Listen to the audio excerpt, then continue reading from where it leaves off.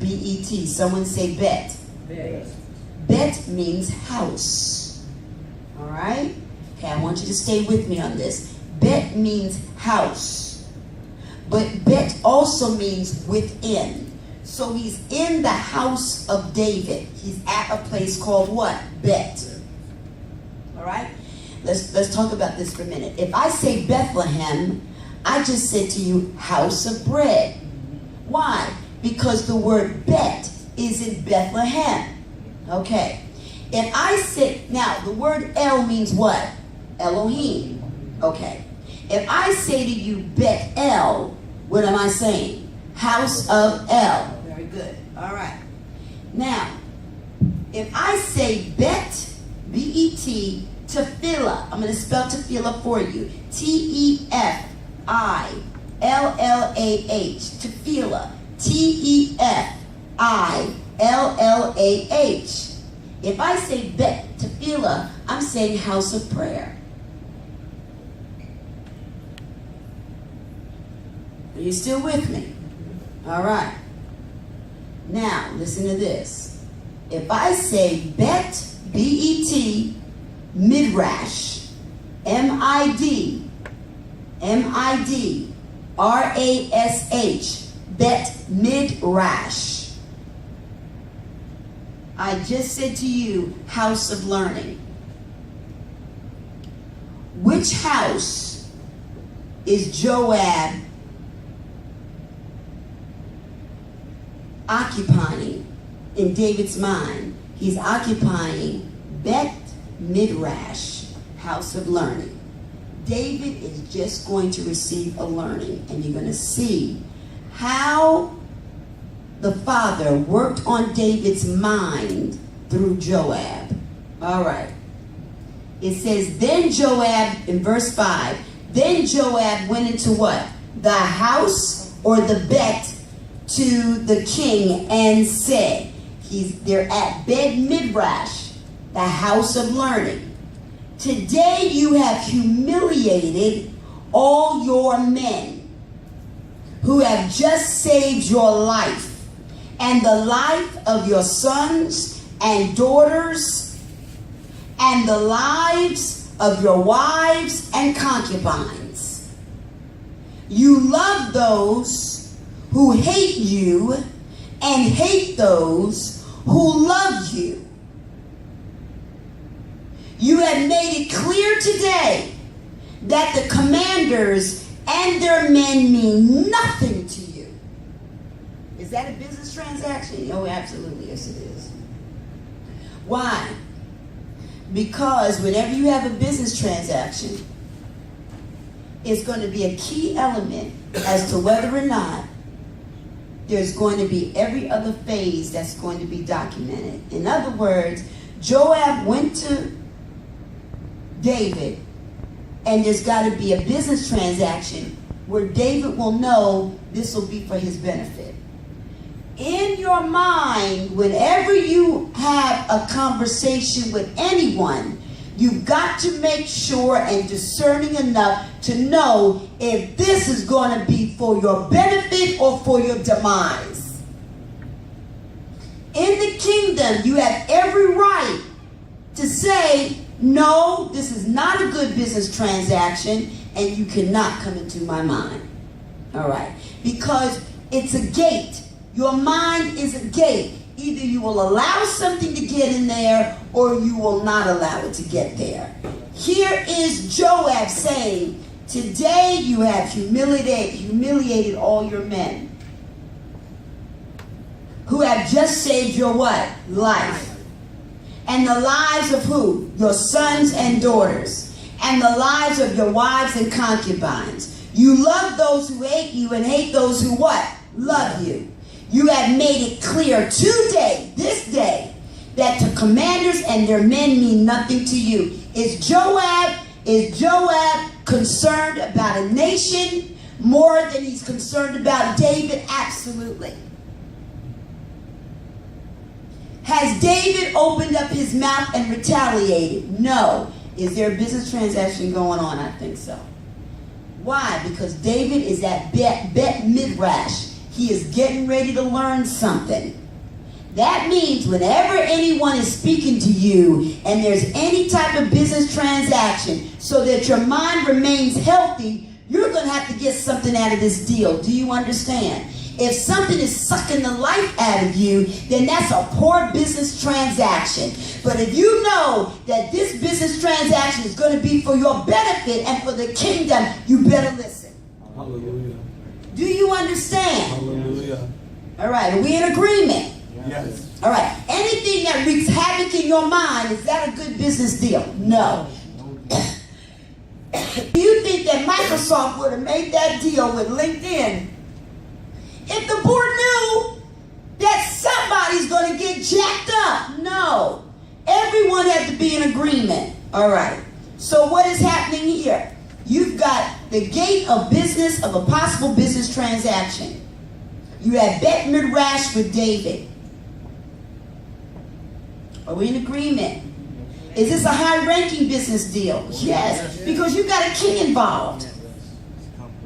Is there a learn? Right, and it's complex because Joab is getting ready to teach David.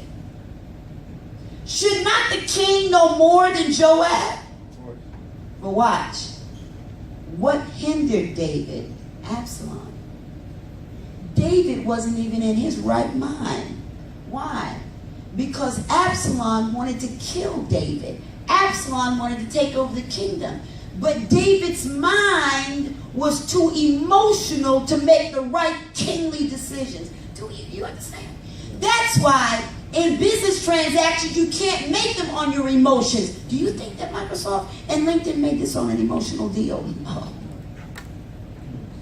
If you allow your emotional state to make a transaction within this house, then you are liable for a setup called the fall.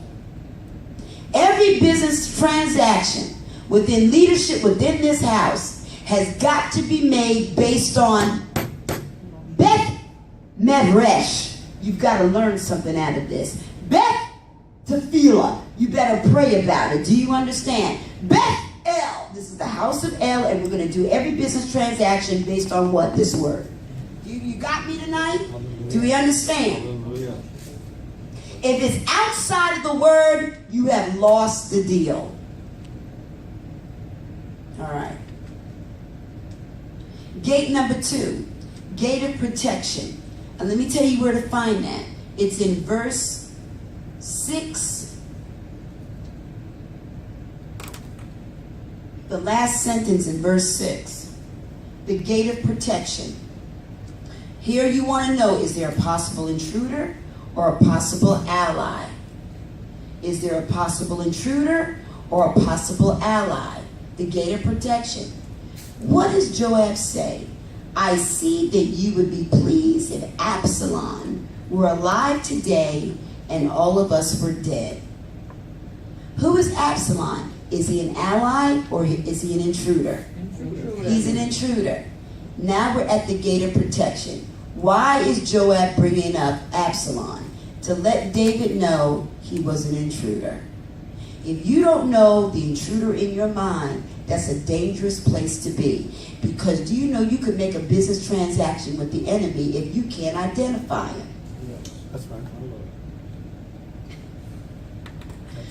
Let me say this. That's why you don't go into covenant with people unless you've heard a word from your father.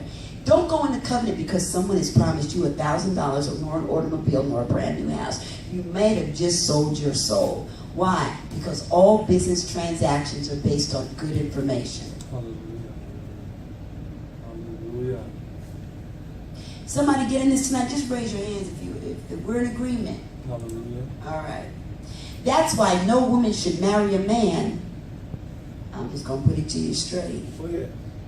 that has utter disrespect for your body or for your mind. Hallelujah. That's a bad business transaction.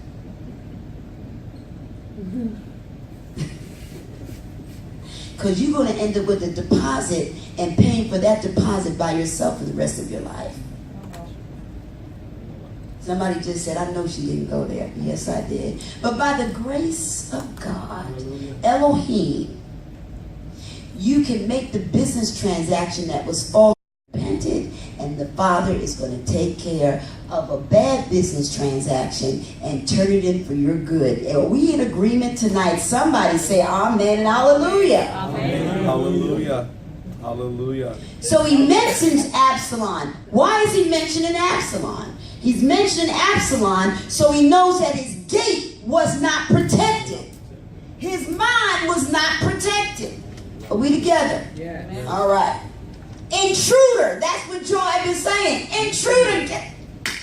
Wake up. Wake up. You have a whole kingdom. You laying out here crying and all your men here, you think going in their house. Ashamed. All right. Number 3. What is gate number 3 called? Judgment. It's an order based on a decision. All right, let's see where we can find that. Go to verse 7. Now it's an order based on a decision, and you got to file it into the minutes of your mind based on what the court says. Okay, here it is. Here is the order. Now go out and encourage your men. I swear by Yahweh that if you don't go out, now here's the consequence. Whenever there is an order, a court order, they give you a consequence if you don't do it. Here's the consequence. That if you don't go out, not a man will be left with you by nightfall. This will be worse. Here's the calamity for you than all the calamities that had come on you from your youth till now. Lord have mercy. Right there. Here is the order based on a decision. It's got to be filed into the minutes of David's mind, and now Joab is giving him the consequence. Is Joab king? No, Joab is not king. But I'm going to tell you this. Just because you're a ranking official within this house, he can speak to a 10-year-old child to get you back in order. Come on. Amen. Are we in agreement? Amen. All right. That's the proposed order based on a decision. It's filed into the minutes of David's mind, and there's a consequence if you're not submissive to the order. Now, here's number 4, the gate of judgment. Whenever there's a gate of judgment, it is entered and it's authorizing that the case be closed in court. Where is that? Verse 8. Here is the judgment, and the case is about to be closed. So the king got up, took his seat in the gateway or the gate. When the men were told, the king is sitting in the gate. And what happened? They all came before him. Not one man turned from David. Why? Because David obeyed the order. Meanwhile, the Israelites had fled to their homes. That's what really happened. Can you see that the consequence of submitting to the order was that David had all his men again subject to him? But if he would not have done it, what would have happened? He would have lost that kingdom. He would have lost everything. A judgment is a right ruling. Is the case closed? Yes, because they all came before him.